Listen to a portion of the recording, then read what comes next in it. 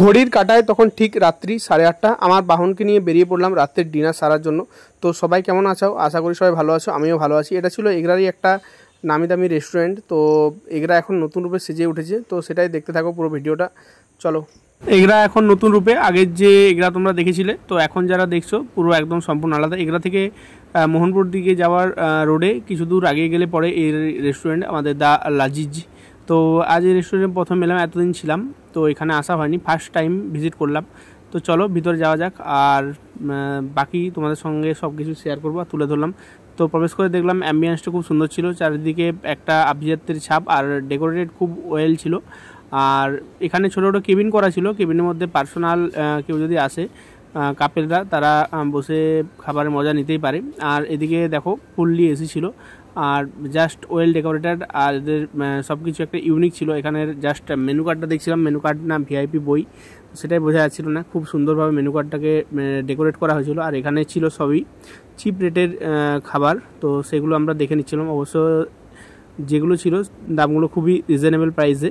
তো দেখতে দেখতে এদের এখানে স্পেশাল দাদার সঙ্গে কথা বললাম যে খাবার ছিল, তো এরা বলছিল এখানে হায়দ্রাবাদি দম বিরিয়ানিটা ছিল স্পেশাল একটা ডিশ, তো সেটাই অর্ডার দিলাম দাদাকে। আর এই দেখো বাইরের যে অ্যাম্বিয়েন্সটা ছিল খুবই সুন্দর। তো এখানে দুর্গা মায়ের ছবি দেখতে দেখতে ওয়েট করছিলাম, আর অবশেষে আমাদের সময়ের অবসান হলো, আর সঙ্গে চলে এলো হায়দ্রাবাদি দম বিরিয়ানি। তো জাস্ট ডেকোরেটেড দেখো খুবই সুন্দরভাবে সাজানো ছিল হায়দ্রাবাদি দম বিরিয়ানির উপরে একটা ডিমকে খুব ভালোভাবে সাজিয়েছিল, সঙ্গে দিয়েছিল রায়তা, আর এটাকে সার্ভও করে দিল দাদা।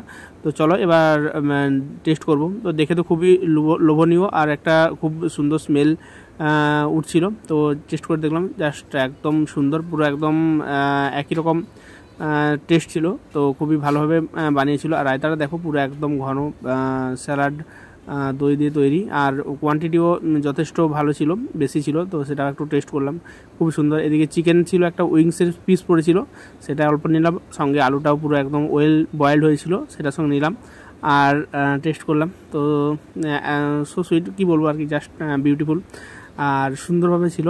তো সেটাই দেখছিলাম। এই রেস্টুরেন্টের শুনেছি এটাই একটা স্পেশাল ডিশ, তোমরা এসে ট্রাই করতেই পারো অবশ্যই। আর রায়তাটা খুব এখানে ভালো ছিল, কোয়ান্টিটিও ছিল ভালো, আর কোয়ালিটিও খুব ভালো দিয়েছিল। তো অবশেষে সব কিছু খাবার খেলাম, আর লাস্টে কোল্ড ড্রিঙ্কস খেলাম। আর অ্যাম্বিয়েন্সটা তোমাদেরকে দেখাচ্ছিলাম, এটা ছিল বাইরের, খুব সুন্দরই ছিল, ফুললি এসি, আর সঙ্গে একটা কোল্ড ড্রিঙ্কস খেলাম। তো খেয়ে দিয়ে বিল পেমেন্ট করে অবশেষে বেরিয়ে পড়েছিলাম। তো থ্যাংক ইউ ভেরি মাচ সবাইকে, ভালো থাকবেন, সুস্থ থাকবেন। দেখা হচ্ছে পরের ভিডিওতে, আর ভিডিও দেখার জন্য অবশ্যই ফলো করে থাকবেন। চলো টাটা, দেখা হচ্ছে পরের video. Thank you very much.